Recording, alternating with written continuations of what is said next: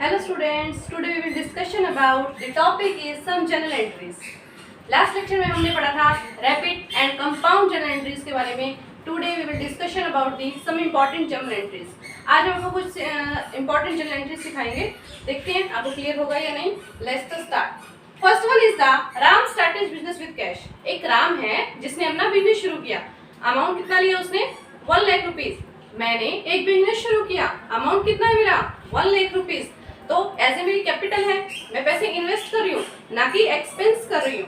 That is the capital. तो general entry मेरी क्या होगी? Cash account debit to capital account. Amount क्या रहेगा इसमें? 1 lakh rupees. Second general entry is the paid rent. आज मुझे इस बिल्डिंग का रेंट भी पे करना है तो मैंने रेंट पे कर दिया. रेंट पे किया तो कितना आएगा? रेंट मेरा क्या है? खर्चा है. खर्चा है तो ये कौन सा अकाउंट है? Nominal account. तो रेंट हमारा क्या हो जाएगा? Debit to cash. कितना रेंट पे किया मैंने? 6000. Third one is the very important entry है. ये मोस्टली एग्जाम्स में आती है तो फोकस करना इस एंट्री के ऊपर. Sold goods to Ram 1 lakh at trade discount 15%.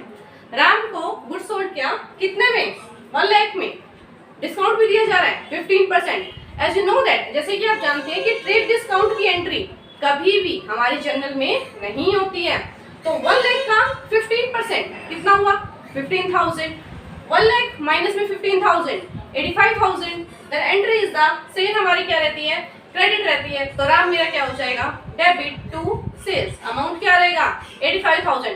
15,000 की एंट्री बेटा ध्यान में रखना कि 15,000 की एंट्री कभी भी ट्रेड डिस्काउंट की एंट्री हमारे जनरल में नहीं होती है. ओनली कैश डिस्काउंट की एंट्री होती है. ट्रेड डिस्काउंट की कभी नहीं होती. इसमें हम डायरेक्टली माइनस करके दिखाते हैं. Next entry is the Ram return goods of list price 4,000. अब राम ने क्या किया? गुड्स कुछ रिटर्न कर दिया. कितने का? 4,000 का. उसने लिया कितने का था? 1 लाख का. रिटर्न कितने किया? 4,000 का. एक बात बताओ, जब तुमसे कोई 1 लाख का गुड्स लेके जाएगा और आप उसे 15% ट्रेड डिस्काउंट देंगे तो जब वो रिटर्न देने आएगा तो क्या उसका 15% ट्रेड डिस्काउंट माइनस नहीं करेंगे? तो 4,000 का 15% 600.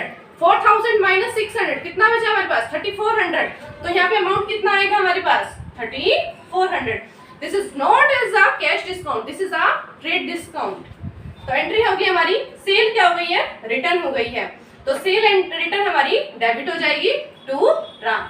अमाउंट क्या रहेगा? 3,400. लास्ट एंट्री है हमारे पास रिसीव्ड फ्रॉम राम. राम से हमने कुछ अमाउंट रिसीव किया. कितना रिसीव किया उसने? और 5% उसने डिस्काउंट भी दिया हमें, कैश डिस्काउंट का. राम ने मुझे कुछ सामान वापस दिया, कुछ पैसे वापस दिया, अमाउंट दिया जितना मैंने उससे लेना था. देखो राम ने मेरे से 85,000 रुपए का सामान लिया, 34 का रिटर्न कर दिया. बचा कितना मेरे पास? 81,600 बचा. 81,600 जब वो देने आया तो मैंने उसे बोला कोई बात नहीं, आप 5% कैश डिस्काउंट भी ले लीजिए. तो जैसे कि आपको पता है कैश डिस्काउंट की जो एंट्री होती है वो हमारे जनरल में की जाती है. तो कैश डिस्काउंट देते हैं हम, डिस्काउंट अलाउड कर दो उसके लिए. तो 81,600 का 5% कितना हो गया? 4050. ये आ गया अमाउंट 4050. एंड कैश कितना रहा? देखो राम से मैंने कितने लेने थे? 81,600. डिस्काउंट अलाउड कितना हुआ? 4080. मेरा पास कैश कितना आया? 77,520. ये मेरे पास कैश आया.